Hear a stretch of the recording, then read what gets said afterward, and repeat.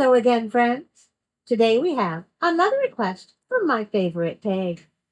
He asked for a Norwegian folk tale. I'm not sure if I read any Norwegian folklore before, so this should be fun. Although this is another long story, so I won't keep you in suspense. Join me now as we read The Master Thief. Once upon a time, there was a poor cottager who had 3 sons. He had nothing to leave them when he died, and no money with which to put them to any trade, so that he did not know what to make of them. At last he said he would give them leave to take anything each liked best, and to go whithersoever they pleased. And he would go with them a bit of the way, and so he did.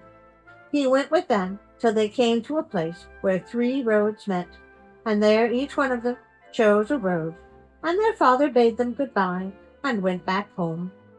I have never heard tell what became of the 2 elder, but as for the youngest, he went both far and long, as you shall hear. What about the father? I wonder what happened to him. So it fell out one night as he, I'm guessing they mean the 3rd son, was going through a great wood, that such bad weather overtook him. It blew and sleeted and drove so hard that he could scarce keep his eyes open. And in a trice, before he knew how it was, he got bewildered, and he could not find either road nor path. But as he went on and on, at last he saw a glimmering of light far, far off in the wood. So he thought he would try and get to that light. And after a time he did reach it, there in a large house, and there was the fire blazing so brightly inside that he could tell the folk had not yet gone to bed. So he went in and saw an old dame bustling about and minding the house. Wait, he just walked in like some video game avatar? Is he going to break the pots and loot everything that's valuable? Good evening, said the youth. Good evening, said the old dame. Hut-too, it's such foul weather out of doors tonight, said he. Google, help me out with hut-too. Used to express a sense of physical cold or something psychologically chilling or otherwise unpleasant. Brr, hut-too for Einstein. Brr, what a place. So it is, said she. Can I get leave to have a bed and shelter here tonight? Asked the youth. You'll get no good by sleeping here, said the old dame, for if the folk come home and find you here, they'll kill both me and you. What sort of folk, then, are they who live here? Asked the youth. Oh, robbers, and a bad lot of them too, said the old dame. They stole me away when I was little, and have kept me as their housekeeper ever since. Well, for all that, I think I'll just go to bed, said the youth. Come what may, I'll not stir out at night in such weather. Very well, said the old dame, but if you stay, it will be the worse for you. With that, the youth got into a bed, which stood there, but he dared not go to sleep, and very soon after in came the robbers. So the old dame told them how a stranger fellow had come in whom she had not been able to get out of the house again. Did you see if he had any money? Said the robbers. Such a one as he, money? Said the old dame. The tramper! Why, if he had clothes to his back, it was as much as he had. Then the robbers began to talk among themselves. What should they do with him? If they should kill him outright, or what else should do? I say we kill him. Yeah! I say we hang him, then we kill him. Yeah! I say we stop him. Yeah! Then we tattoo him. Yeah! Then we hang him. Yeah! And then we kill him. Yeah! I say we let him go. No! Meantime, the youth got up and began to talk to them, and to ask if they didn't want a servant, for it might be that he would be glad to enter their service. Said, all right, Wesley. Never had a valet. Can try it tonight. I'll most likely kill you in the morning. Oh, said Ben, if you have a mind to follow the trade that we follow, you can very well get a place here. It's all one to me what trade I follow, said the youth. For when I left home, father gave me leave to take any trade I chose. Well, have you a mind to steal? Asked the robbers. Well, I don't care, said the youth, for he thought it would not take long to learn that trade. Now there lived a man a little way off who had 3 oxen. One of these he was to take to the town to sell, and the robbers had heard what he was going to do. So they said to the youth, if he were good to steal the ox from the man by the way without his knowing it, and without him doing any harm, then they would give him leave to be their serving man. So this is another long story, so I'm going to summarize a little. Our boy steals not 1, not 2, but all 3 oxen in very clever ways. And the poor man is so afraid of his wife that he doesn't go home for several days in fear of her. With each theft, the band of robbers ups the reward until our boy is master of the band. The band then realizes this was a dumb move.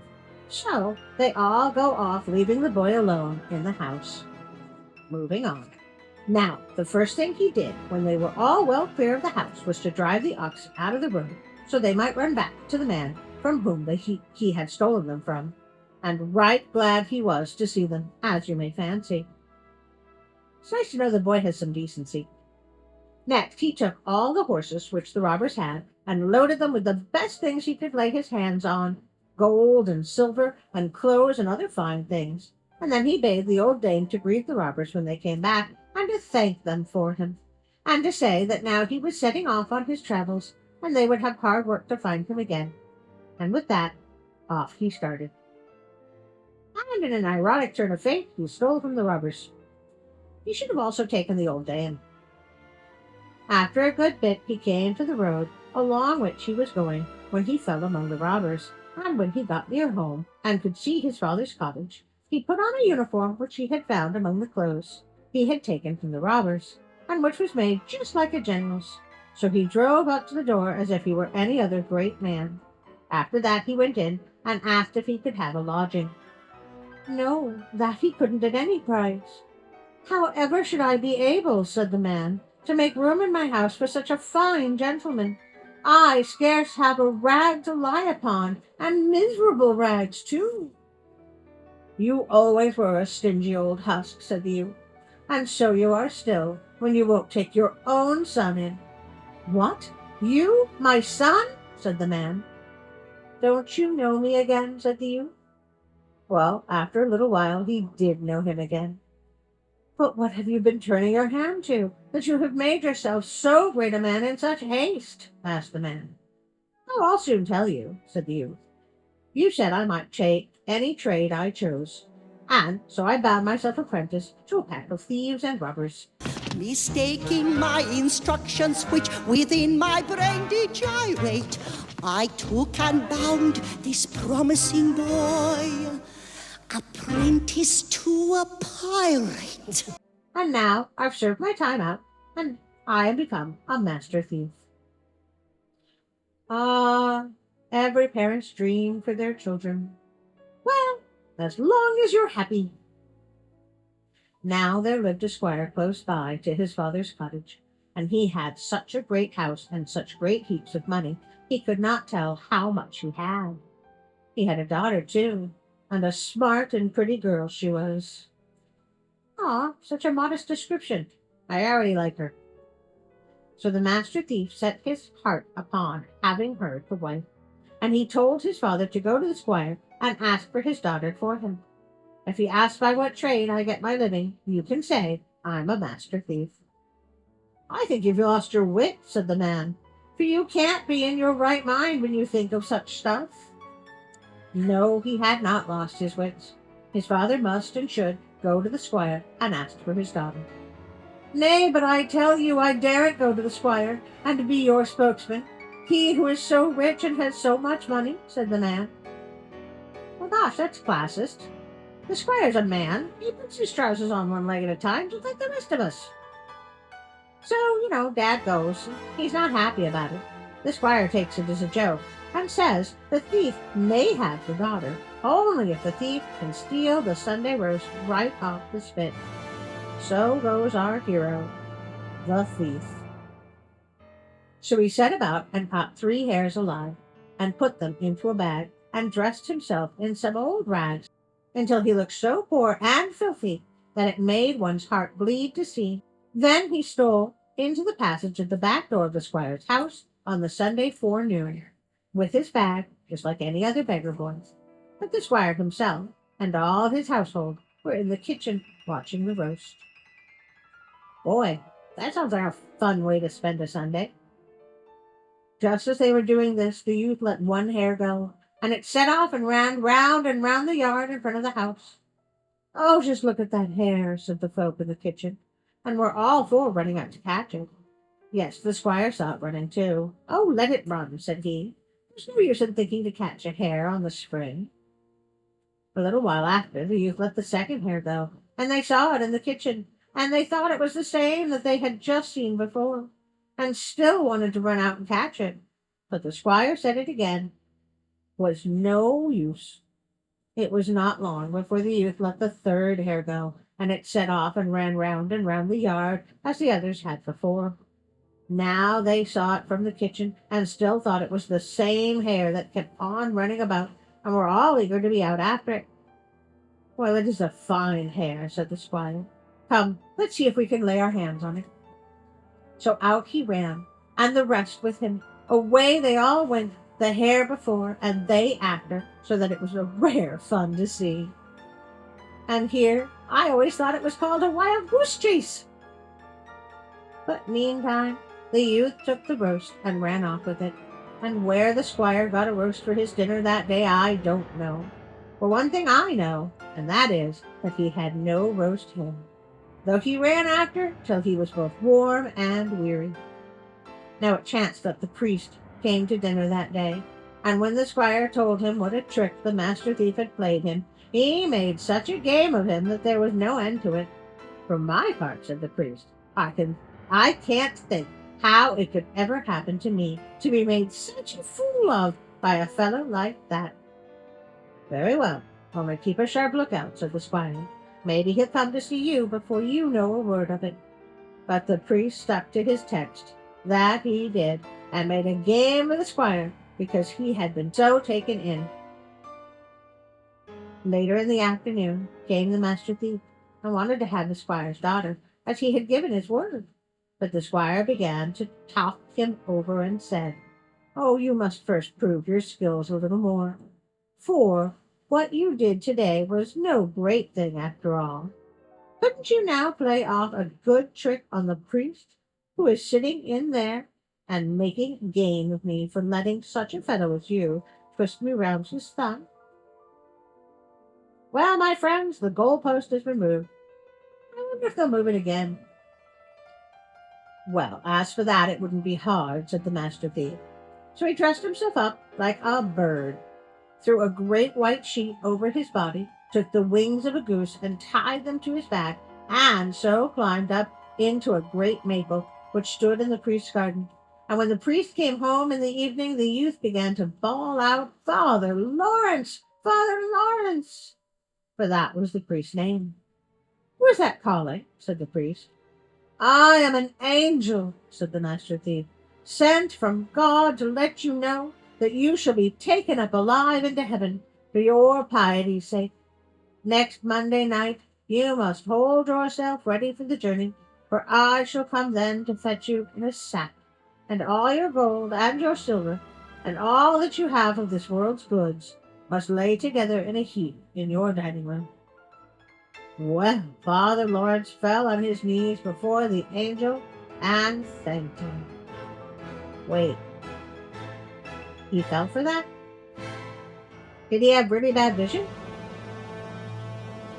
And the very next day he preached a farewell sermon, and gave it out how there had come down an angel unto the big maple in his garden, who had told him that he was to be taken up alive and to heaven for his piety's sake, and he preached and made such a touching discourse that all who were at church wept, both young and old. So the next Monday came the master thief, like an angel again, and the priest fell on his knees and thanked him before he was put into the sack. But when he had got him well in, the master thief drew and dragged him over stock and stones. "Ow, ow," groaned the priest inside the sack. "Wherever are we going?"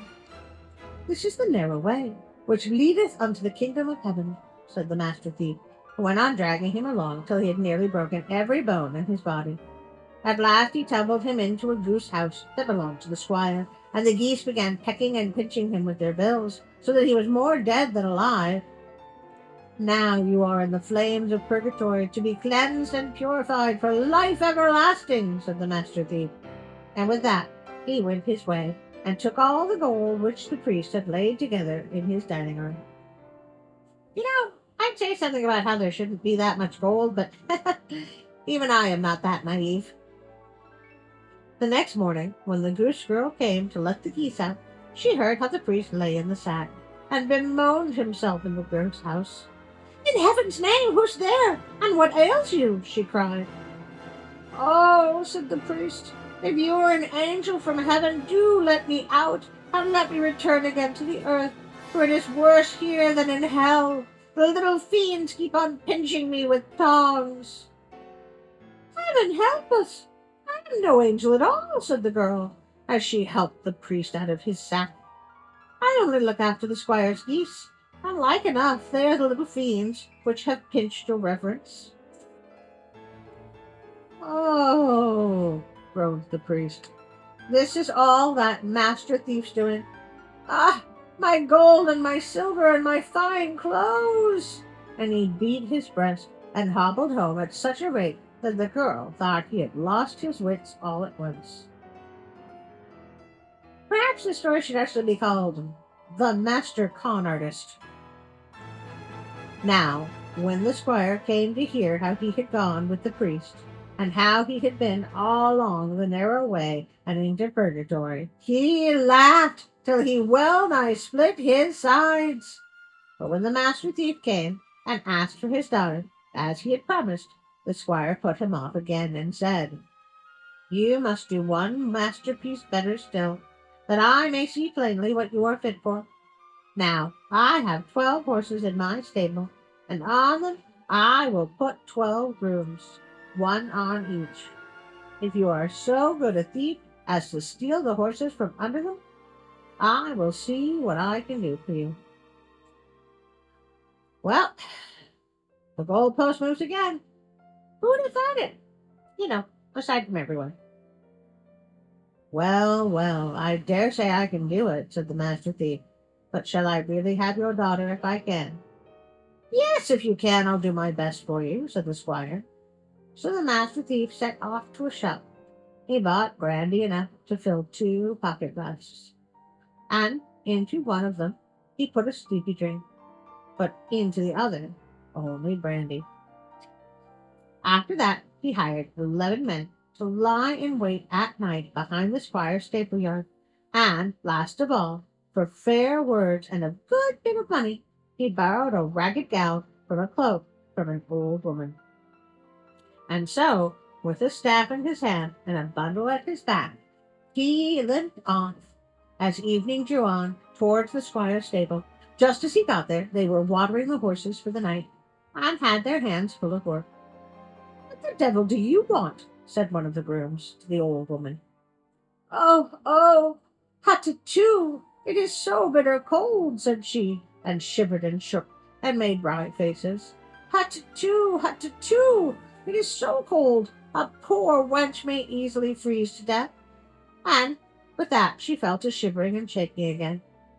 "Oh, for the love of heaven, can I get leave to stay here a while, and sit inside the stable door?" "To the devil with your leave," said one. "Get yourself off this minute, for if the squire sets eyes upon you, he'll lead us a pretty dance." "Oh, the poor old bag of bones," said another, whose heart took pity on her. "The old hag may sit inside and welcome. Such a one as she can do no harm." So I want to say I like this man a lot, really. But, this was the wrong choice. And the rest said some she should stay and some she shouldn't. But while they were quarreling and minding the horses, she crept further and further into the stable, till at last she sat herself down behind the door. And when she had got so far, no one gave any more heed to her. As the night wore on, the men found it rather cold work to sit so still and quiet on horseback. "Hutetu! It is so devilishly cold," said one, and beat his arms crosswise. "That it is," said another. "I freeze so that my teeth chatter. If only if one only had a quid to chew," said a third. Well, there was one who had an ounce or two, so they shared it between them, though it wasn't much, after all, that each got, and so they only chewed and spat and chewed. This helped them somewhat, but in a little while they were just as bad as ever. "Hutetu!" said one, and shivered and shook. "Hutetu!" said the old woman, and shivered so that every teeth in her head chattered. Then she pulled out the flask with brandy in it, and her hand shook so that the spirit splashed about in the flask, and then she took such a gulp that it went pop in her throat. "What's that you got on your flask, old girl?" said one of the grooms. "Oh, it's only a drop of brandy, old man," said she. "Brandy? Well, I never. Do let me have a drop," screamed the whole 12, one after another. "Oh, but it is such a little drop," mumbled the old woman. "It will not even wet your mouth round." But they must and would have it. There was no help for it, and so she pulled out the flask with the sleepy drink in it, and put it to the first man's lips. Then she shook no more, but guided the flask so that each of them got what he wanted, and the 12th had not done drinking before the first sat and snored. There the master thief threw off his beggar's rags and took one groom after the other so softly off their horses, and set them astride on the beams between the stalls. And so he called his 11 men, and they rode off with the squire's 12 horses. But when the squire got up in the morning, and he went to look after his groom, they had just begun to come to, and some of them fell to spur the beams with their spurs, till the splinters flew again. And some fell off, and some still hung on, and sat there looking like fools. "Ho, ho," said the squire, "I see very well who has been here. A pretty set of blockheads you must be to sit here and let the master thief steal the horses from between your legs." So they all got a good leathering, because they had not kept a sharper lookout. Seems very unfair. I mean, the squire was watching the roast and it still got stolen. Further on in the day came the master thief again, and told how he had managed the matter, and asked for the squire's daughter, as he had promised. But the squire gave him $100 down, and said he must do something better still. And so the squire moves the goalpost again for a third time. He says that the master thief must steal the horse the squire is actually riding. So the master thief does this by basically looking as innocent as possible and conning the squire into thinking that he is actually helping him. And so the squire says, "Get on my horse and go look for the master thief." And eventually he figures out that no, it was the master thief he gave the horse to. Then he moves the goalpost again, and he says that the master thief will only have the daughter if he manages to steal the sheet off of the squire's very own bed and the shift off his wife's back. At this point, I honestly think that I would just steal the daughter. And if I were his wife, I'd be super mad at the squire right about now. "It shall be done," said the master thief. "I only wish I was so sure of getting your daughter." So, when night began to fall, the master thief went out and cut down a thief who had been hung on the gallows, and threw him across his shoulders, and carried him off. Then he got a long ladder, and set it up against the squire's bedroom window, and so climbed up, and kept bobbing the dead man up and down, just for all the world like he was a-peeping in at the window. "That's the master thief, old boss," said the squire, and gave his wife a nudge on the side. "Now see if I don't shoot him, that's all." So saying, he took up a rifle which he had laid at his bedside. "No, no, pray don't shoot him after telling him he might come and try, said his wife. I like her.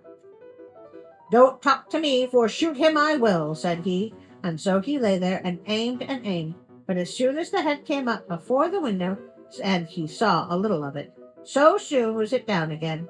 At last he thought he had a good aim. Bang went the gun. Down fell the dead body to the ground with a heavy thump, and down went the master thief too, as fast as he could. Well, said the squire, it is quite true that I am the chief magistrate in these parts, but people are fond of talking, and it would be a bore if they came to see this dead man's body. I think the best thing to be done is that I should go and bury him. You do as you think you at best, dear, said his wife. So the squire got out of bed and went downstairs, and he had scarce put his foot out of the door before the master thief stole in and went straight upstairs to his wife.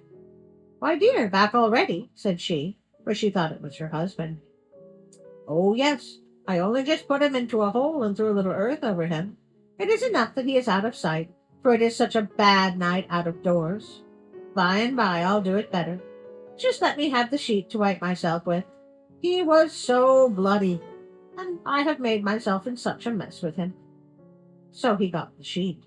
After a while he said, Do you know I am afraid you must let me have your night shift as well, for the sheet won't do by itself that I can see. So she gave him the shift also. But just then it came across his mind that he'd forgotten to lock the house door. So he must step down and look to that before he came back to bed. And away he went with both shift and sheet. Gosh, I was expecting something so much worse. I'm kind of happy about this. A little while after came the true squire. Why, what a time you had taken to lock the door, dear, said his wife. And what have you done with the sheet and shift? What do you say? Said the squire. Why, I'm asking you what you have done with the sheet and the shift that you had to wipe off the blood with, she said. What in the devil's name, said the squire. Has he taken me in this time too? Next day came the master thief, and asked for the squire's daughter, as he had given his word. And then the squire dared not do anything else than give her to him, and a good lump of money into the bargain. For to tell the truth, he was afraid lest the master thief should steal the eyes out of his head, and that the people would begin to say spiteful things of him if he broke his word. So the master thief lived well and happily from that time forward. I don't know whether he stole any more, but if he did, I'm quite sure it was only for the sake of a bit of fun. I hate math balls. Don't you hate math balls? If have one have balls, why master, man? You monster! You wretch! Take some air now. Take deep breath. Deep breath. That's it. Deep breath. That's it.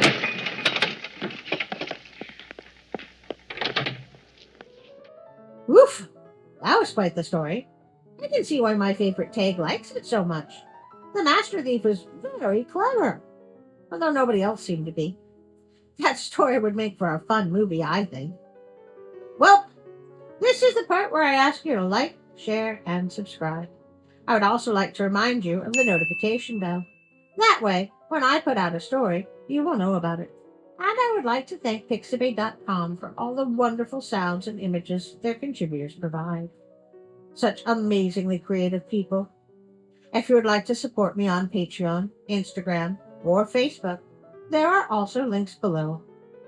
I would also like very much to thank you, my friends, for coming here week after week, for leaving comments and likes. Your support, your friendship is what keeps this channel going on those days I start to doubt myself. I cannot thank you enough. And finally, with all my heart, a special thank you to my Patreon friends. Psst! Hey, Artie. Hi, Larry. Is the cameraman around? Why do you ask? Well, we got a new Patreon supporter and a new moral supporter, so I was thinking, that it's time to film a new Patreon. Did you want to do it again? Yep. But, maybe we don't need to tell the cameraman. Larry, we would need the cameraman to film it. Yeah, I guess that's true, but maybe you could protect me? Anyway, we wanted to give a big old loving and heartfelt thank you to Robinson and Ida and Darren and Teresa and Bree Journay and wait, what? What did you just say? Oh, I figured it was somebody's name, so you was just mispronouncing it the way you always do. Thanks for that, Larry. Oh, you are very welcome, Artie. And Karen and William and my friends Josh, Colleen, and Callum and Celeste and Artie's mom and HW and Bernie and Mike from Japan and now also Kyla.